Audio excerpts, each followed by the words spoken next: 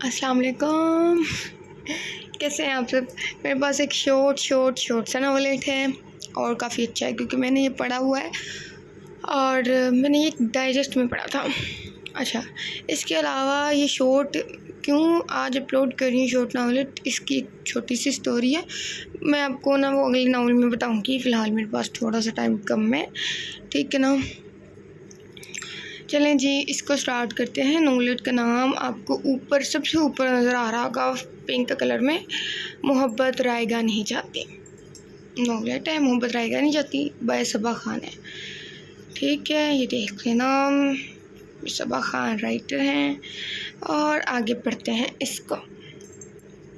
चलें जी आ जाए। अच्छा, मैंने आप लोगों से कहा था एक दिन डिसाइड करें जिस दिन हम आपसे लाइव गपशप करें। इसने बड़ी खामोशी से प्लेटों को आहिस्ता आहिस्ता धोया और एक पर टिका दिया, फिर कपड़ा लेकर काउंटर साफ़ करने लगी, लेकिन इसकी त्वचा किचन से ज़्यादा लाउंज से आने वाली आवाज़ों पर थी, जो बहुत साफ सुनाई दे रही थी।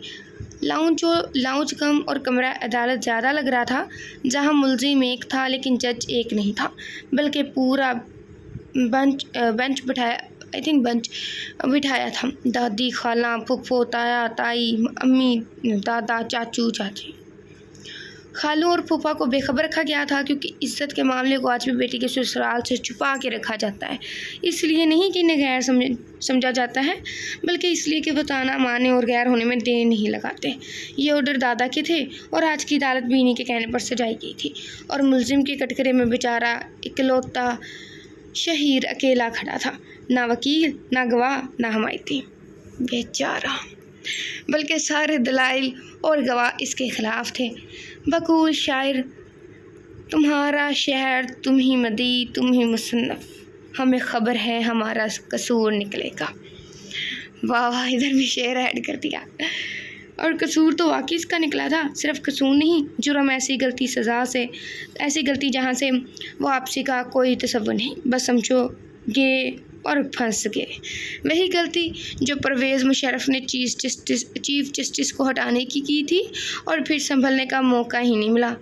बेचारा शहीर। एक लम्हे को दिल बहुत दुखी हुआ इसके लिए। वो तो था सबका लाडला, लेकिन क्या कर सकते हैं, सब मामला हाथ से निकल चुका था।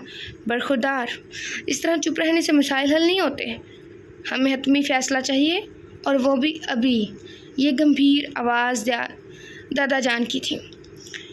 कैसी नाइंसाफ़ी दादी, दादी भी इसके अंदाज में बोली। और कुछ करना बाकी है अभी, मुझे कुछ तो वक्त दें, वो शर्मिंदा से लहजे में बोला। कितना वक्त, हमारे पास वक्त ही तो नहीं है। दादी की आवाज़ अब भी गिरजिदार थी। कम से कम आज का दिन तो दे दें, इसने इल्तिजा की। ठीक है, कल वैसे भी इतवार है, दोपहर के खाने पर मुलाकात होगी और इस वक्त तक कोई घर से बाहर नहीं जाएगा। दादाजान, चाय। दादाजान उठने वाले थे कि आरफा चाय की ट्रे लेकर आ गई। जीती रहो। इस वक्त चाय की बहुत तलब हो रही थी। दादाजान ने आरफा के सर पर हाथ फेरा जो इनकी डांटी थी। इसने आहिस्ता से कमरे का दरवाज़ा खोला और अंदर इस तरह दाखिल हुआ कि किसी को पता न चले। नींद तारी कमरे में आहिस्ता से इसने कदम रखा और नज़र दौड़ाई किसी को देखने के लिए। कमरे में अजीब समा था। नींद तारी की स्लो मोशन में चलता हुआ पंखा, धीमे सुरों में मोहम्मद रफ़ी की आवाज़ में चलता हुआ गाना, अपनी आँखों में बसा कर कोई इकरार करो। और दरवाजे की तरफ पुश्त की रोलिंग चेयर पर बैठी, आंखें बंद किए झूलती हुई वो। इसे इसकी आमद का तो पता ही नहीं चला, और चलता भी कैसे। वो इतने अंधेरे से दबे पाँव तो आया था, और अंदर कमरे में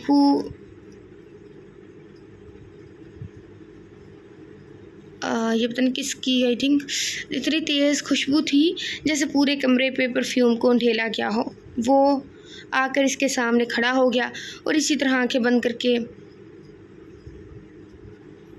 झूल रही थी।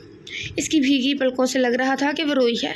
इसे बहुत अफसोस हुआ। बदबे कदमों इसी तरह वापस जाने लगा जब मोहम्मद रफ़ी के बोल ने इसके कदम रोक लिए। मैंने कब तुझसे ज़माने की खुशी मांगी है, एक ज़रा सी मेरे होठों ने हंसी मांगी है। अब वो और इस पर निकलती हुई इसकी सिसकी, जिससे पता चल गया कि वह जाग रही है, लेकिन इसे अपनी मौजूदगी का एहसास दिलाए बगैर वो बाहर निकल गया। अब ये हो कौन सकता है। सॉरी आरफा, बातों में ख्याल ही नहीं रहा वक्त का। इतनी देर से कह रही थी कि किचन में आकर तुम्हारे साथ कुछ पका लूं, लेकिन दादा जान की डर की वजह से उठी नहीं। वो सलाद काट रही थी जब भाईजान किचन में दाखिल हुई। आई थिंक भाभी, कोई बात नहीं ताई, मैं समझती हूँ मसले को। आपका वहाँ होना ज़रूरी है। वैसे भी लोग ज़्यादा थे तो मैंने दोपहर से ही तैयारी शुरू कर दी थी। बिरयानी कौरमा बना दिया है, चावल इतने भी आ गए, साथ में एक सब्ज़ी भी बनाई है। मीठे में खीर बना के फ्रिज में रख चुकी हूँ। अब बस ये सलाद और रायता बाकी है और नान बाज़ार से मंगवा लेंगे। थाई ने शुक्रगुजार से लहजे में इसे देखा और सारी डिशेस चेक की जो बहुत लजीज बनी थी। वैसे किचन को साफ देखकर मेरा हाथ पैर फूल गए थे कि अभी तक कुछ नहीं बना, लेकिन ये सब तुम्हारी सलीकामंदी है कि काम करते हुए भी तुमसे कोई चीज़ इधर उधर या गंदी नहीं होती। अल्लाह हमारे नसीब अच्छे करे। बहुत किस्मत वाली है रज़िया जिसे तुम जैसी बेटी मिली। कौन है किस्मत वाला? शहीर किचन के दरवाजे में आकर खड़ा हो गया। रज़िया जिसे आरफा जैसी बेटी मिली है कि ना कि हम जिसे तुम जैसा बेटा मिला, जिसकी वजह से इतनी बदनामी हो रही है। ताई की आवाज़ भरा गई। कैसी बदनामी? ये सरासर ज़्यादती है अम्मा। क्या आप महज इल्ज़ाम को बदनामी कह रही हैं? अभी जुर्म मुझ पर साबित नहीं हुआ। शहीर चिढ़ते हुए बोला, जुर्म भी साबित हो जाएगा, कल का सूरज तो चढ़ने दो। ताई तपकर बोली, फिर कल रो लेना आप और मुझे भी मार देना, बस आज के दिन जान बख्श दे मेरी। ताई पैर पटकते हुए बाहर चली गई। मुझे खाना यहीं दो, इन लोगों के तानों में मुझसे खाना नहीं खाया जाएगा। जावेद मंचल दादा जान का महल था। उन्होंने हक हलाल की कमाई से बनाया था और इतनी गुंजाइश रखी थी कि इनकी 2-3 नस्लें इनमें बासानी रह सके और इनके किसी बेटे बहू को जगह की तंगी की वजह से इन्हें छोड़ना ना पड़े। अपने तीनों बेटों के साथ वो खुशोखरम जिंदगी गुजार रहे थे और तीनों बेटियों की भी शादी कर चुके थे। अब तो इनकी औलादें भी जवान हो चुकी थी, लेकिन दादा जान ने इन सब की ऐसी तरबियत की थी कि सब में बहुत इत्तेफाक और ऐसा माहौल रखा था कि किसी को एक दूसरे के खिलाफ साजिश या बात करने का मौका नहीं मिला और हकीकत में एक मिसाली घर की मिसाली सरबराह थे।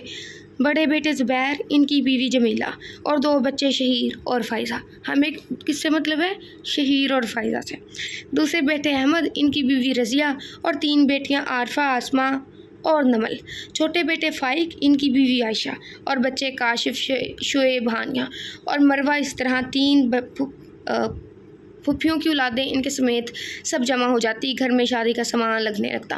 दादा जान हर महीने दावत रख लेते और सब जमा हो जाते इस पड़ोस में जवेद मंजल को खुशहाल गिराने के नाम से जाना जाता था। वो खामोशी से इसके सामने खाना खा रही थी क्योंकि गुस्से में से बर्तन मारने की बुरी आदत थी। सुनो आरफा, वो फ्रिज से खीर निकाल रही थी जब शहीन ने आवाज़ दी। जी। वो वापस मुड़ी। मुझे क्या पता, मैं तुम्हारे कमरे में थोड़ी wait a second, I think इधर से कुछ मिस है। अच्छा गाइस, यहाँ पे एक और सीन आना है जिसमें लड़का पूछता है कि मेरे कमरे में फूल और गिफ्ट्स वगैरह किसने रखे हैं, क्योंकि ये मैंने नोवेलेट पढ़ा हुआ था तो इस वजह से मैंने आपको बता दिया। अब सुनने वालों का भाई अल्लाह माफ़ है, अल्लाह हाफ़िज़ है, सॉरी जी। वो वापस मुड़ी और इसके बाद ये जुमला आएगा। वो पूछता है कि मेरे कमरे में फूल और गिफ्ट किसने रखे हैं। मुझे क्या पता, मैं तुम्हारे कमरे में थोड़ी जाती हूँ। वैसे भी कोल दादी तुम्हारी रोज़ सालगिरह होती है और कोई ना कोई लड़की तुम्हें गिफ्ट भेजती है। शहीन ने खा जाने वाली नज़रों से इसे देखा। तुम सोच लो कि ये डेट किसको बताई थी तो पता चल जाएगा। आरफा ने तजवीज़ दी। नहीं, ये मेरी एग्जैक्ट डेट है। और अगले लम्हे वो शर्मिंदा हुआ जैसे खुद इतराफ़ किया हो कि बाकी लड़कियों को गलत डेट बताई है। आरफा मुस्करा कर खीर इसके सामने रख दी। जिस दिन मुझे इस डफ़र का पता चला, कसम से छोड़ूंगा नहीं। किस डफ़र को? ये जो बेनाम गिफ्ट भेजती है। इतनी भी सेंस नहीं है कि अंदर कोई कार्ड ही रख दे जिस पर विशेज़ और नाम लिखा हो। तो फेंक दो, इतनी टेंशन क्यों लेते हो? आरफा ने तजवीज़ दी। फेंक ही तो नहीं सकता, सारी मेरी पसंद की चीज़ें हैं। चलो फिर दिमाग पर जोर डाल कर सोचो कि ये तारीख किसको बताई थी। तुम भी लोगों की तरह मुझ पर तंज कर रही हो? शहीर खफा होते हुए बोला। तंज? आरफा ने इतनी हैरानी से कहा कि शहीर की हंसी छूट गई। शहीर फैमिली का सबसे काबिल, खूबसूरत जवान और दादी की जान था। ना सिर्फ दादा दादी बल्कि चाचा फुफियाँ भी इस पर जान छिड़कती थी। ख़ानदान की सारी लड़कियाँ इस पर ऐसी मरती थी बनाती थी जैसे मक्खियाँ मिठाई पर। और वह भी जितना काबिल पढ़ाई में था, इससे ज़्यादा फ्लर्ट करने में था और ये बात सब जानते थे। लेकिन बाज़ लोग इतने खूबसूरत, इतने प्यारे होते हैं कि इनकी हर गलती नज़रअंदाज करने को दिल करता है और यही मामला शहीर के साथ था। लेकिन इस दफ़ा नहीं। वो कहते हैं ना कि मर्ज़ बढ़ जाए तो लाजमी हो जाता है, चाहे कितनी ही तकलीफ़ क्यों ना हो, और यही कुछ ही इसके साथ होने वाला था। उफ, इतना कबाड़। वो पता नहीं क्या ढूंढने आया था। अलमारी इतनी ज़ोर से खोली कि इसका कमज़ोर लॉक टूट गया और अंदर से सारी चीज़ें निकल पड़ी। पुरानी कमीज़, परफ्यूम की खाली शीशियाँ, पुराने जूते, किताबें। इसे बहुत हैरत हुई। हर कमीज़ पर जीप नशको निगार। उफ अम्मा, वो सर पकड़ कर बैठ गया। यूँ तो ख़ानदान की सारी लड़कियां शहर के मामले में बहुत तेज़ थी। एक रेस लगी हुई थी नंबर बढ़ाने की, सिवाय आरफा के, क्योंकि अपनी सांवली रंगत आमतन नकूश वाली आरफा ख़ानदान की सबसे कम सूरत लड़की थी, जिसने खुद भी कभी ऐसी कोशिश नहीं की और शहीद ने भी कभी आँख भर कर इसको नहीं देखा। और तेज़ी में ना आसमा फूफो की बेटी मिशेल सबसे बाजी ले गई।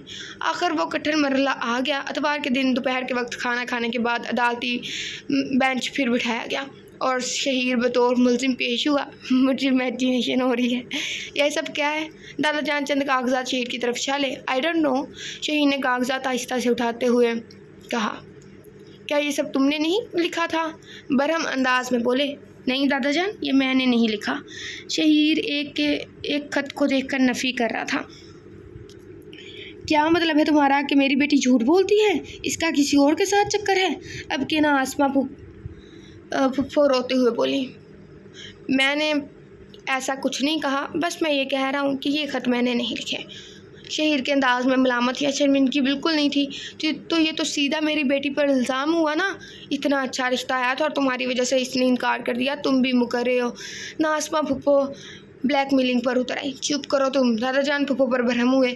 मैं इन वालदैन को वालदैन नहीं मानता जो औलाद से बेखबर होते हैं। मैं कैसे मान लूँ शहीर के ये ख़त तुम्हारे नहीं? दादा जान ने शहीर को मुखातिब किया। ये मेरी नोटबुक है, आप राइटिंग चेक करके देख ले अगर मैच हो रही है। दादा जान दोनों तहरीर देख रहे थे जिनमें वाज़ा फ़र्क था और ये यूँ शहीर बच निकला। इसने एक लंबी सांस ली। मैं जाऊँ दादा जान? भूखने लगा। नहीं, बैठो यहाँ। दादा जान गिरचदार आवाज़ में बोले और शहीर दुबक कर बैठ गया। बाकी सब लोगों के सामने जितनी मर्जी फ्लर्ट कर लो, दादा दादा ही होता है। असूलतन तुम्हें मिशेल से शादी कर लेनी चाहिए, लेकिन ये ज़िंदगी भर का मामला है, इसलिए मैं ज़्यादती का कायल बिल्कुल नहीं हूँ। फुफ्फो की सांस बहाल होते हुए फिर रुकने लगी। जिस रिश्ते से इनकार किया गया है, इनसे मैं खुद मिलकर इनको राज़ी कर लूँगा, मगर तुम्हें मज़ीद ढील देने के हक़ में बिल्कुल भी नहीं हूँ। क्या मतलब दादा जान? शहीर के हाथ पैर फूलने लगे। तुम्हें अपनी शादी का फ़ैसला करना होगा अभी इसी वक्त। तुम्हारी पसंद पर हमें कोई इतराज़ नहीं होगा, चाहे ख़ानदान में हो या ख़ानदान के बाहर। इतनी राय दे सकता हूँ, लेकिन दादा जान मेरी पढ़ाई, कुछ नहीं होगा पढ़ाई को। ये मेरा हतमी फ़ैसला है। ऐसे हालात दोबारा देखना नहीं चाहता मैं। शहीर सर झुकाए खामोश बैठा था। सबकी नज़रें इसके चेहरे पर मरकूज़ थी कि वो किसका नाम लेगा। काफ़ी देर सोचने के बाद इसके लब हिले। आरफा से। सबके मुंह हैरत से खुले रह गए। किचन में खड़ी आरफा के हाथ से प्लेटें गिर कर टूट गई, जिन्हें वो कैबिनेट में रख रही थी, और बराबर वाले कमरे में बैठी सारी लड़कियां खुद पर लानत भेज रही थी कि इस काबिल जान की मोहब्बत पाने के लिए उन्होंने क्या नहीं किया, सिवाय दादा जान के जिनके होंठों पर महब सी मुस्कुराहट थी। ये तुम्हारा आखिरी फ़ैसला है? दादा जान ने दोबारा तस्दीक चाही। जी। वो कहकर बाहर निकल गया। वो टेरिस पर बैठी हुई थी जब वो इसे ढूंढते हुए वहाँ आ गया। आप? थोड़ी नर्वस हुई। क्यों? मैं यहाँ पहली बार आया हूँ जो इतना हैरान हो रही हो। वो साथ वाली कुर्सी पर बैठ गया। आपको अपनी पसंद की लड़की का नाम लेना चाहिए था। वो उठकर जंगले के पास खड़ी होगी। हमदर्दी में किए गए फैसले अक्सर पछतावा बन जाते हैं। क्या कहा? मैंने तुमसे हमदर्दी में शादी का फ़ैसला किया है? इसने इसका मुंह अपनी तरफ करते हुए गुस्से से देखा। एक आबरू उठका कर माथे पर बल और चेहरे पर गुस्सा लिए। वो इतना हसीन लग रहा था कि इसने नज़रें झुका ली। हमदर्दी के लिए और भी बहुत काम है आरफा बीबी। शादी और मोहब्बत हमदर्दी में नहीं की जाती, और मैंने अपनी पसंद और मोहब्बत का नाम लिया है। आरफा का मुँह हैरत से खुला रह गया था। शहीर और इससे मोहब्बत? तो फिर वो सब? इसने आहिस्ता से कहा। वो तो टाइम पास था। फिर भी पहल कभी मैंने खुद नहीं की, इन लोगों ने की। मैं तो खुद को एजुकेट कर रहा था। एजुकेट? वो भी फ्लर्ट में? इसकी समझ में नहीं आया तो हमारी समझ में भी नहीं है। मैं समझी नहीं। ये अलग फ़िलॉसफी है, तुम नहीं समझोगी। अच्छा, ये सारे तालीमी अल्फाज तुम्हारे फ्लर्ट के लिए ईजाद हुए हैं? शहीर की हंसी छूट गई। और ऐसी कौन सी बात है जो मैं नहीं समझूंगी? तो तुम कसम से अभी से बीवी लग रही हो।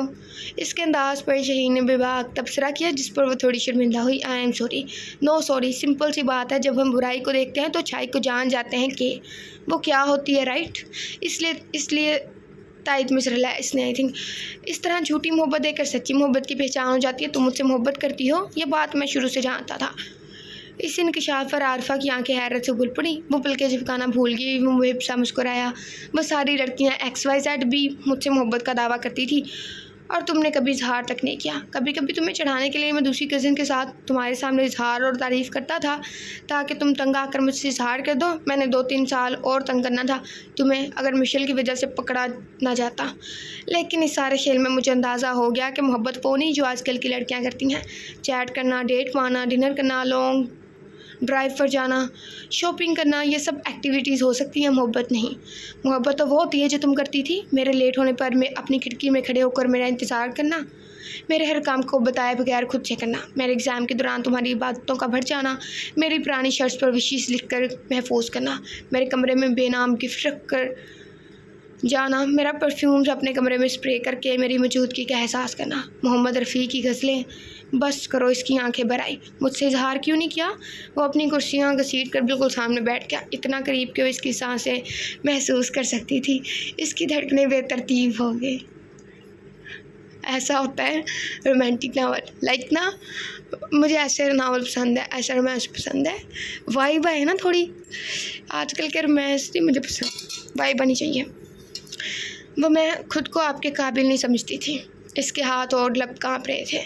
चेहरे पर मेकअप थोपने और स्टाइलिश कपड़े पहनने से कोई खूबसूरत नहीं हो जाता। कोई मेरे दिल से पूछे कि तुम कितनी खूबसूरत हो। इंसान किरदार से और अखलाक से खूबसूरत होता है और इस लिहाज से तुम फैमिली की सबसे खूबसूरत लड़की हो। क्या अंदाज़ था, क्या इजहार था। वो भीगी आंखों से इसे देख रही थी। दुआएं यूँ भी कबूल होती हैं। ये इसका पहला तजुर्बा और यकीन था। क्या सोच रही हो? इसने इसकी आंखों के सामने चुटकी बजाकर कहा जो एक नुक्ते पर न जाने कितनी देर से ध्यान लगाए बैठी थी। यही कि मेरी मोहब्बत रायगा नहीं थी। इसकी हंसी के साथ आंसू भी बह निकले। सच्ची मोहब्बतें कभी रायगा नहीं होती। इसने अपनी उंगलियों से इसके आंसू साफ किए। ख़त्म शुद।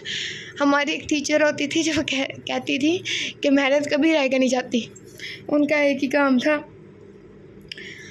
उन्होंने ना पहले सुनना नहीं, लाइक इतना ज़्यादा सबक रोज़ सबक देना, आगे सबक आगे, ऐसे 20 सबक हो जाने। उर्दू की टीचर थी, कभी इंग्लिश की भी थी, इस्लामियत, ऐसे। तो वो काफ़ी सबक हो जाने और उन्होंने सुनने ही नहीं। और एक दिन उन्होंने बुक पकड़नी और पीछे से स्टार्ट कर देना सुनना। बस फिर क्या था, लाइक ये नहीं था कि आते नहीं थे, बट वो सुनती ऐसे थी कि एक लफ्ज़ लाइक में से के इतना तक भी सुनना और वो थप्पड़ मारने स्टार्ट करने के बस फिर एक मरतबा तो हमें भी पड़ गया था। लाइक नहीं, इंसान वैसे सुनता है यूजुअली कि 1-2 वर्ड इधर उधर हो ही जाते हैं, इसका कोई नहीं होता। लेकिन नहीं, उन्होंने माशाल्लाह सुनती कि मैंने के की जगह पता नहीं मैं पढ़ दिया मेरे समेत, क्योंकि मैं क्लास की मॉनिटर थी और मेरे साथ एक और लड़की थी, उसको भी पढ़ा, मुझे भी पढ़ा, सारी क्लास का पढ़ा। ऐसे सुनती थी वो, और वो ही कहती रहती थी मेहनत कभी रायगा नहीं जाती है, पढ़ा करे। हमें उनकी याद आ गई। खैर छोड़ें इन सब बातों को। आप बताएं नावल आपको कैसा लगा। नावलेट बहुत शॉर्ट सा है और हमने बहुत पहले पढ़ा था, सिंपल सा नावलेट था और हमें बहुत अच्छा लगा। लाइक कोई ट्विस्ट टर्न्स कुछ भी नहीं, लेकिन छोटा सा ट्विस्ट था बस। ये शॉर्ट नावलेट हम करने की एक वजह थी, चलिए वजह भी इतनी बता देती हूँ। लाइक ना, अच्छा नहीं, वजह लाइव आके बताऊँगी, बस ना कुछ दिनों में आना चाह रही हूँ। आप लोग बताएं आप लोगों को नावलेट कैसा लगा। फिर से ये पूछनी। अल्लाह हाफिज़, अपना बहुत सारा ख्याल रखना और प्लीज़ नावलेट को शेयर भी करना, प्लीज़ प्लीज़ प्लीज़। ओके जी, मिलते हैं फिर कभी।